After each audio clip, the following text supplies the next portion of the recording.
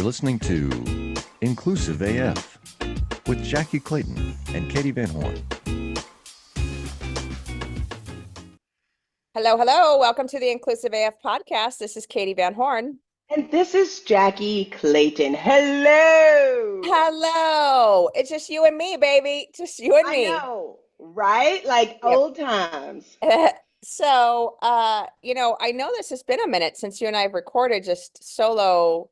Well, not solo. What does it mean if it's just you and I? Because solo would be just me. Is it a duet? Wait, what do we call it? So it's already starting off really well. I can't. We go on vacation, get sick, go do Yes, work things, and yes. literally we're back at 3 years ago. We're like Yeah. we're literally at square one. Yes, yes. So we can start talking about Thanksgiving food again. So it's going to be perfect. Yeah. I think that was like one of our first episodes was Thanksgiving food. So, all That's right. right. So new year, new us. So it's 2024. That's right. Jackie's got the coolest bob happening right now. If you aren't watching on YouTube, you should probably go onto YouTube just to check out the sassy britches that is Jackye right now because she's got the coolest sexy like gray bob happening and Don't I love you it. I love love it it? so It's like much. an ombre. It's Yeah. ombre, black, like gray. I don't listen. Yes, I was bald for a couple years, and then Yes. I was in Las Vegas for my sister's birthday, and she had this wig sitting there, and I was really feeling myself. Oh, you should. You should because it's hot. You look freaking hot. So I Thank support your sister in this decision that she bought it and gave it to you, or you That's stole right. it from her. One of the two. Well, a little bit of both. A little Okay, bit of both. that's fair. That's fair. I steal stuff from my sisters all the time, or I used to when I was a kid. Not so much anymore. Right. They just steal my Tupperware. That's really all. So you've been a world traveler. Yes. Um, Literally, just got back from New York. I literally went to New York like 4 times in as many weeks, yeah, which I is don't, kind of like the world. yeah, but well, yeah, it absolutely is. How are you feeling mentally focusing? Okay, so it's 2024. We know all of the crap that happened last year around DEI and, POTUS, or no, not POTUS, sorry, Penny is getting up into her new spot. Um, uh, the Supreme Court, all of these things. So tell me what's new and exciting? What have you heard? What is making you excited about DEI in 2024? I think what's really, really important is that people are not considering is that we're still having layoffs. We're still having, people that are looking at what we do best for the organization. I don't think this isn't really exciting, but I think that what I'm hoping is that there will be a drive to fairness.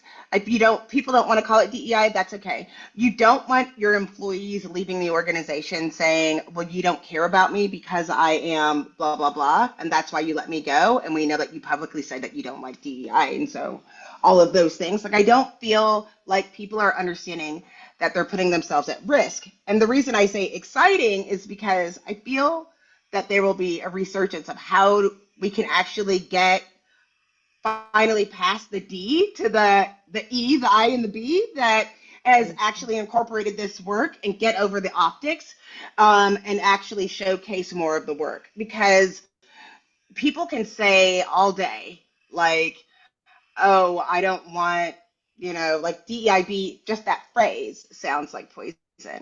Mm-hmm. But what gets me excited is that you're going to have to double down to prove that you don't need regulation in order to show that this is something that doesn't have to go back to the Supreme Court. And you are just one freaking sugar cube away from this being a total resurgence. So Right. I don't know. Is that a good thing to be excited about? Potential trauma? That doesn't sound like fun, but you know where I'm going. Yeah, I do. And I think I would agree with you wholeheartedly that I think it's also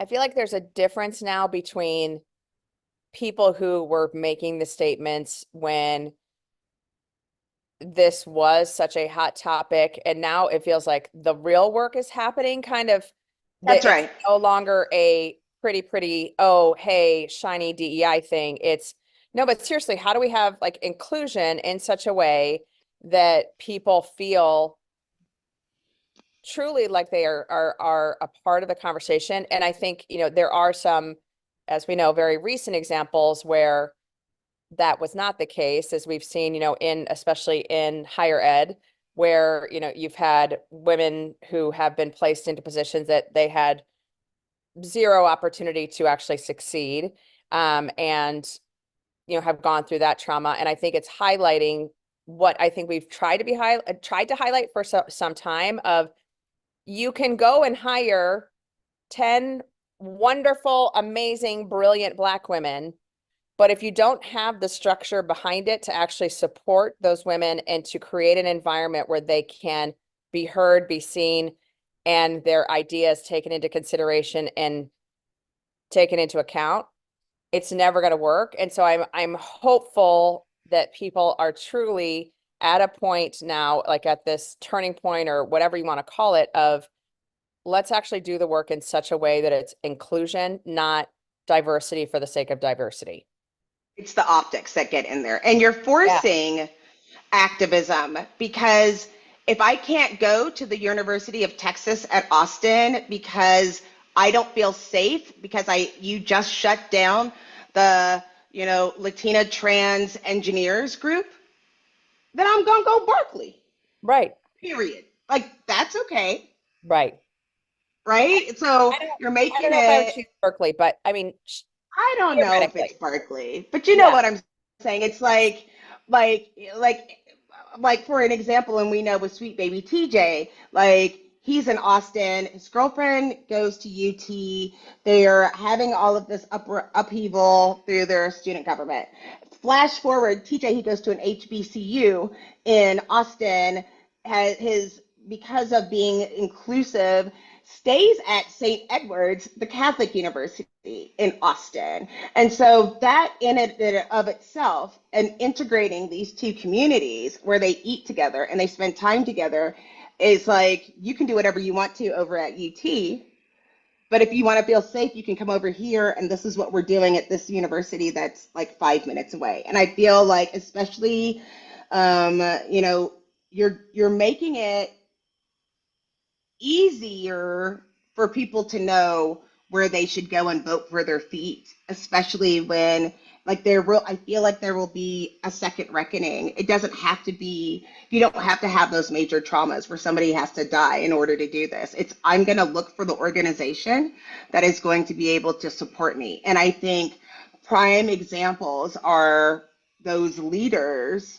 I Now let's talk about this. I think you might find this interesting. So we see these leaders that are at these organizations such as Disney or Netflix or Target and all of these people leaving solid leaders and going to industries that have that intention, places that have that intention that were built in order to share the messages of underrepresented people, and others are following them.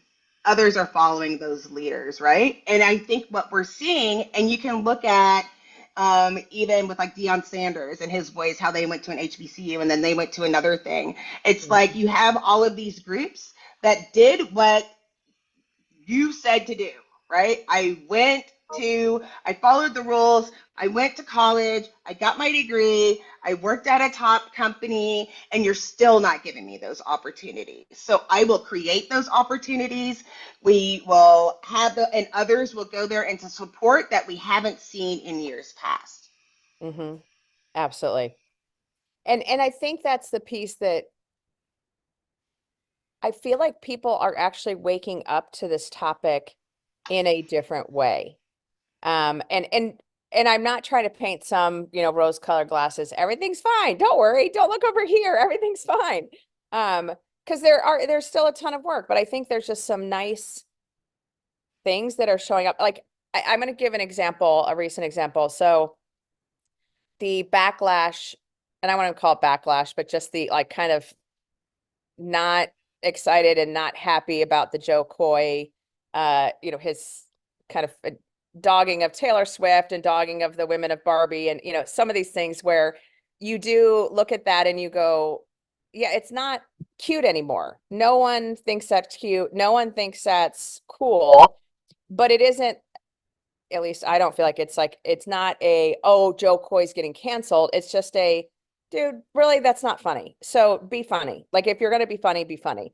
Um, and so it's just very interesting to see and hear some of these topics. And for me, I just recently was in Germany for some work stuff, and I'm sitting around a table with folks from, I think, like 8 different countries, European countries, plus some folks from the US, myself included.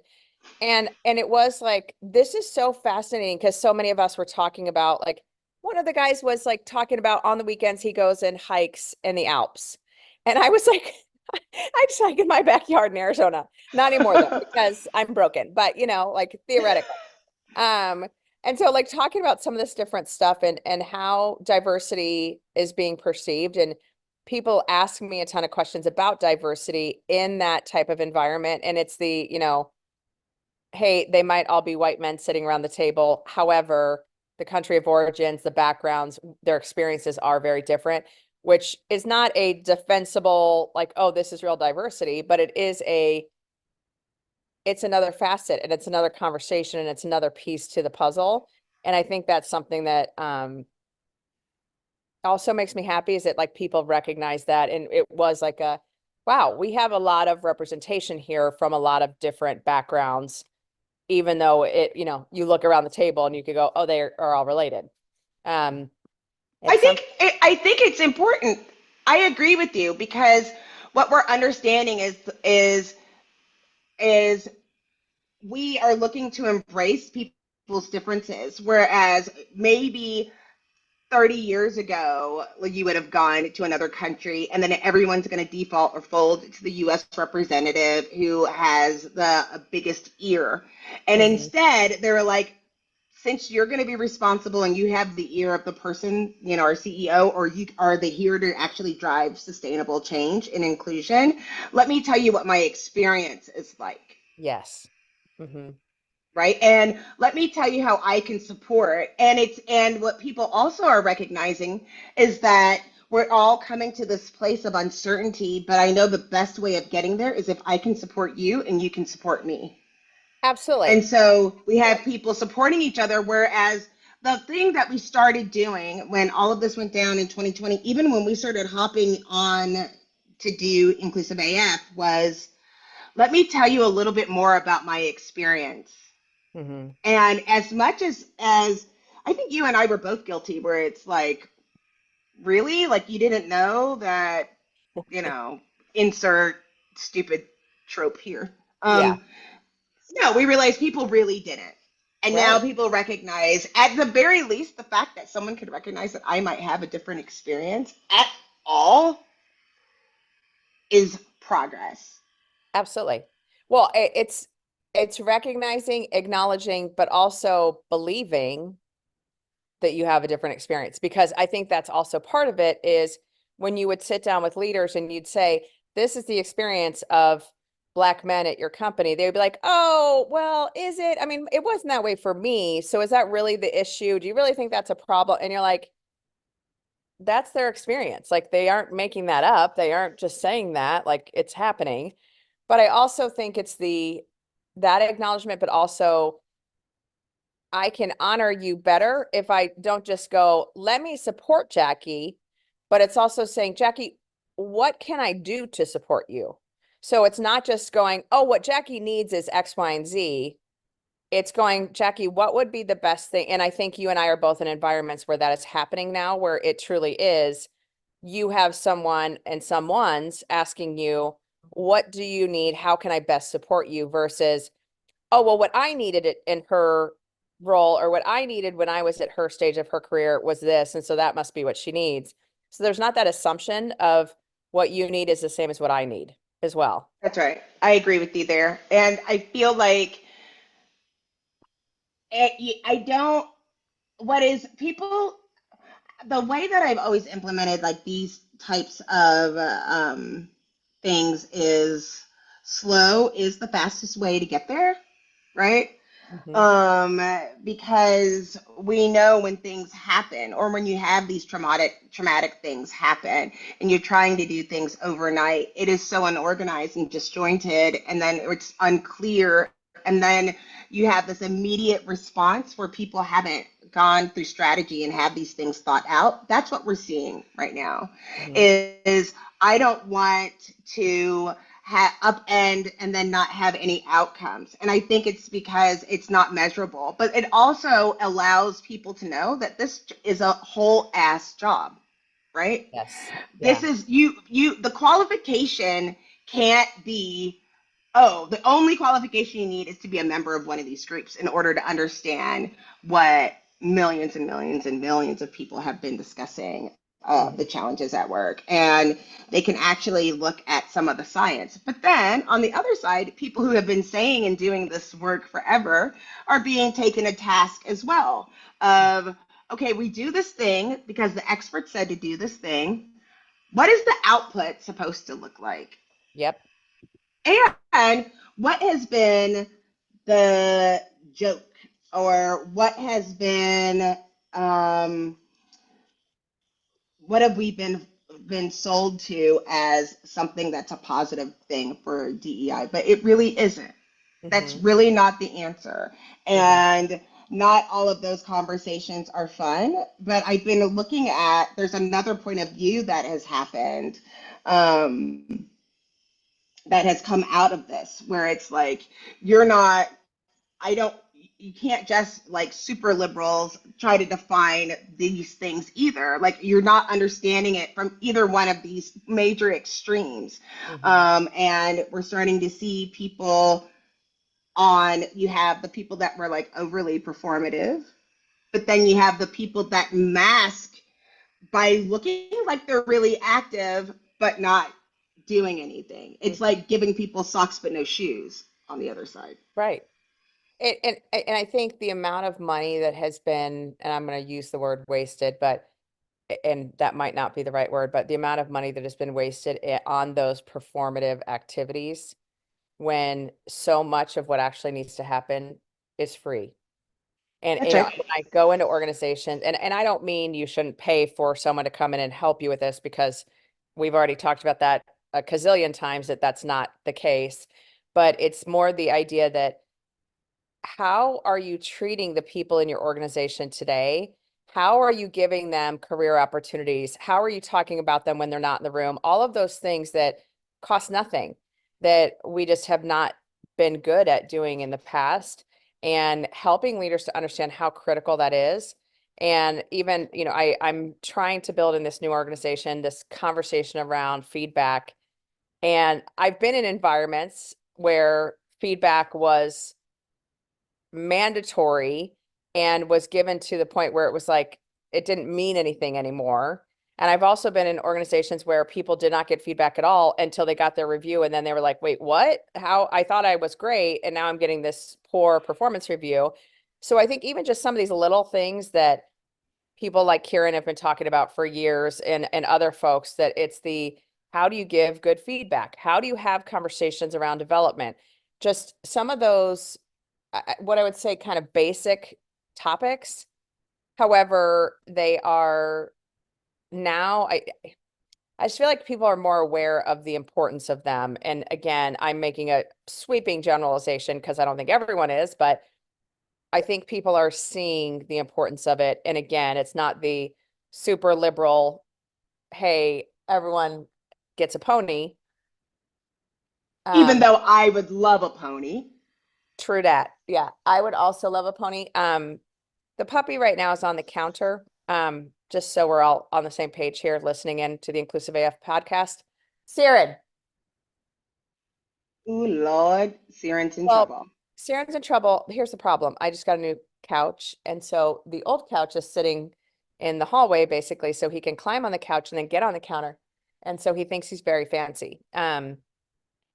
So yeah, You he's got, know, I have to tell you, because I do not do this, as long as we've ever known each other. I would say, so at Textio, we launched another product, called Textio Lift, that helps with feedback. And I will tell you,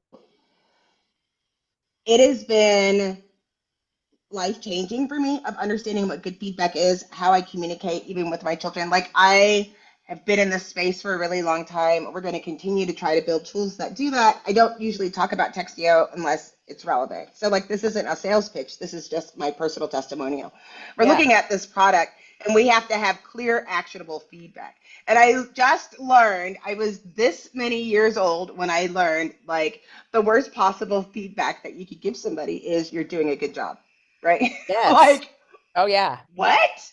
exactly. Right? Like, what is good about it? And why is that relevant? And what does that have to do with my job description? And is this something that you've expected? And how can I continue to do a good job? Like, so now it's like, even in a rush since day one, in looking at the things that were flagged to say you need additional help in these areas to make sure this is good and actionable feedback, change the way that I communicate feedback, and also makes me feel more confident that when I give that feedback, it's something that's clear, Mhm. and I'm not basing it on like my own anxiety, which has But been, that's been the joke for years that I've said to people, like in giving feedback, is the whole, you sit down with your boss and it's you're doing a great job, keep doing what you're doing. And you're like, cool, if I'm doing a great job, where's my raise? Where's my promotion? right. Where's my, start the list of all the Oh, I things. didn't say it was a great job, Katie. I said it Exactly. was a And then good it's job. like, oh, well, wait a minute. What I really meant was you still have 20 different things. And then you're like, oh, Right. okay, this is what I need to work on. Thank you for at least acknowledging that there are things that I need to work on. But I also would say one of the things I have a fairly uh I won't say junior level. I won't say not as tenured team. And so it's been so fascinating also to talk to them, and I am giving them feedback, and it is, I think they're slightly shocked by it at times because it is, I am as some might know, I'm a slightly direct. Oh, And so, no. and obviously delivered with kindness and with the best intentions of like, hey, no, I want you to get better at this. So I'm going to tell you the things. But it's also, I have had my peers have been shocked when I've given them feedback or talked to the CEO and given him like, and I'm not like coaching him in front of others because I would never, but like, it's more of like, hey, but wait a minute, like, why are we doing it this way? Let's talk about that. Or can we have a conversation about that? And I'm trying to model what I know he wants, but also what I know we all need to be doing to help him get better. So it's like there's so many different nuances to it, but um Jackye, Ma'am. 2024, it's January. Now there is a conference going on today and tomorrow that I know. Did you already you already did spoke or you speak tomorrow? No, I speak tomorrow. Today I'm doing a hackathon and are going to be going over some things. So tonight is the hackathon for the inclusive. Oh, Oh, did you get that? nope. Jackye froze on us. All right, Jackye, come back to My us. internet connection is unstable. I'm Dang just it. unstable.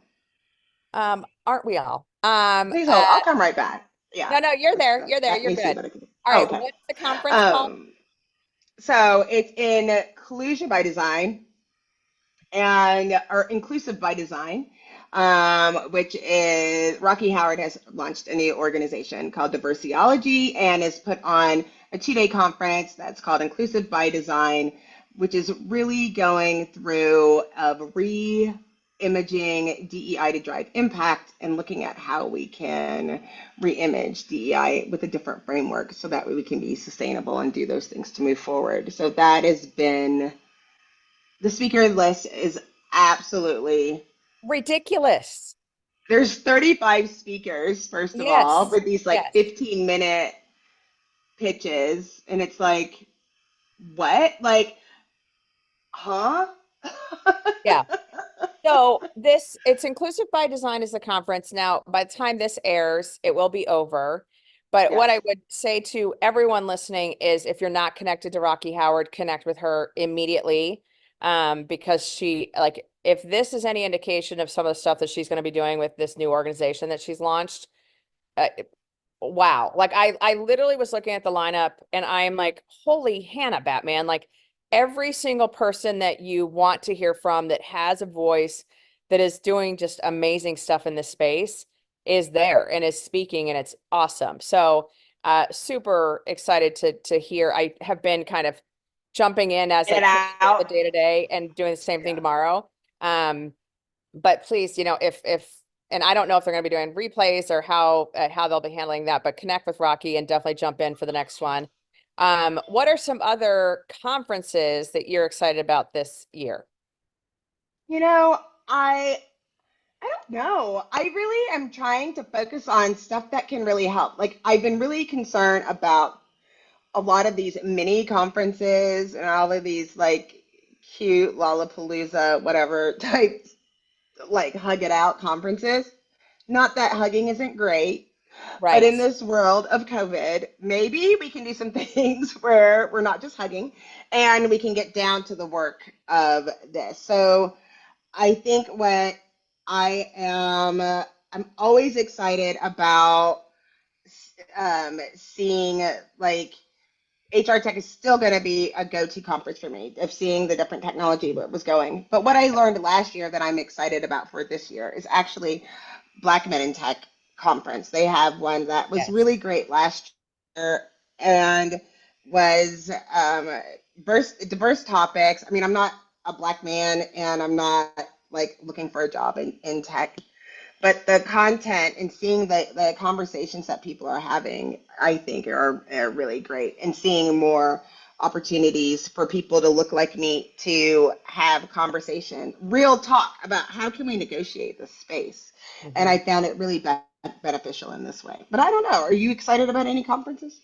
So I think both of the ones you mentioned at some point in time, and I try to be very, very cognizant that this is not my place. And what I mean by that is not that I would not be welcomed, but that I would rather folks on the team attend these.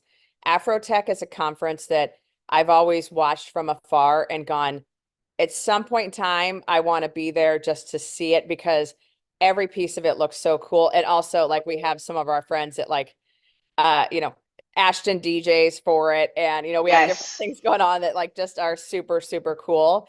And I agree with you. HR Tech is just always such a good one because we get to see a lot of our people, but it's not just a stand around and talk to the people you know. You're going out and speaking to folks that are building these like new cool things that you're like, wow, I had never thought about that and we really need that. Or some of them you're like, huh, interesting. I don't know if that's gonna fly, but okay. But there are so many that are so good that you're like, this would be cool if you could also plug it into that. And I just think that team does a good job of pulling like George, running his pitch fest, I think is so cool because like you get to see some neat, cool ideas, and a lot of them, I think he's had a lens of DEI for a while, and so he's trying to pull in diverse voices and diverse, groups that are building cool stuff, different startups. Um, and I think like the other one for me, so this is just, this is a kind of a selfish one. I'm going to be a panelist at CloudFest in March, and it's in Germany. And it's like the first time they're really, and I shouldn't say, this is one of the first panels they'll be hosting around DEI. And again, in a very different environment than maybe here in the US. So they have CloudFest in Austin every year, but they also, have uh, they also have, some good options for um, how how to actually think about, diversity in a different way in Europe. So those are kind of the two that are front of mind right now, but I think there's also just some other stuff that's kind of percolating that I'm watching from the sidelines to see how it kind of how it starts and how it kind of how it all comes together. Because there's a conference that a few of us will be attending a little bit later in the year. I think it's in April. And there's just like some good stuff that like new conferences and new faces and new speakers that you haven't heard from before, which makes me happy because that's always something that I like to see is new voices that we haven't heard from before. Yes, I can appreciate that. And I think more than conferences, I'm excited about doing the work. I have been networking and looking and listening, and I am excited about, reaping some of these seeds that have been planted in the ground, you know? Yeah. Um, so I think that the pieces I would also say, um, I want to make sure that as folks are going into this year, and obviously a lot of people are either goal setting or have set their goals, set their idea of what they want to do from an education, from a conference, from all of these things, is keep an eye on out on LinkedIn for those new voices and all the folks that we've always recommended, yourself included, Rocky, some of these other Tara is another one. There's just so many different voices out there that you can follow who are recommending those new and different conferences and new people to follow and listen to, which I think is just a critical piece to the entire puzzle. But I think there's just some good stuff coming up in this year, but it's still, it's, the battle is not, the battle might be won, but the war is still going on, or whatever the expression is. Is that Uh, even close to what the expression is? yeah, yeah. What is it? Race maybe one, but not the marathon. What is it, Jackye? What's the I don't saying? know, but I like that. We'll say Yeah, that. whatever it is. But like I think that's a piece too, is I hope that anyone doing this work got to take some time off over the holidays to reinvigorate, unplug, have a quiet time, nap, do whatever they needed to do to get ready for this year. Because it's still going to be Right. hard work, but it's just, I feel good about how we're starting off, and I'm hoping for the best. Yes, I absolutely agree with you. And I think, I feel really solid about what we are going into. I think that we also need to protect each other, right? We know, especially within these election years, Yes. it can be really stressful. I mean, we can talk about the things that we're really excited about, but there's other things that I'm really nervous about as well. And I just think that it's going to be important to support each other and know that we're doing the good work and make Yep. sure that you can connect with other like-minded people. I have gone through a million conferences and wanted to kind of look at these relationships to kind of build and enhance on these relationships. But if you haven't had the opportunity to do that, and you do now, do take those opportunities to go and meet other like-minded people. Look at the agendas and let people know that these agendas that you appreciate and nurture those relationships because it's going to take all of us to be able to get these things together. 100%. And connect with the people that are speaking. Because even if you don't get to meet them at the conference, because a lot of times the speakers will have 4 or 5, 10 people waiting to speak to them. If you connect with them on Yes. LinkedIn and then send them a note, hey, I heard you at this conference and you were awesome. Those land really, really well with folks and they appreciate it. So anyhow, all right, here's to 2024, Jackye. Should I pick up my Gonna- Pepsi now? yeah, I'm gonna raise my squirt. Not sponsored. Not sponsored by Pepsi or Squirt, but if they wanted to sponsor us, we would be happy with that. But here's to 2024. Right. Cheers. This is Katee Van Horn. And this is Jackye Clayton. Bye. Bye.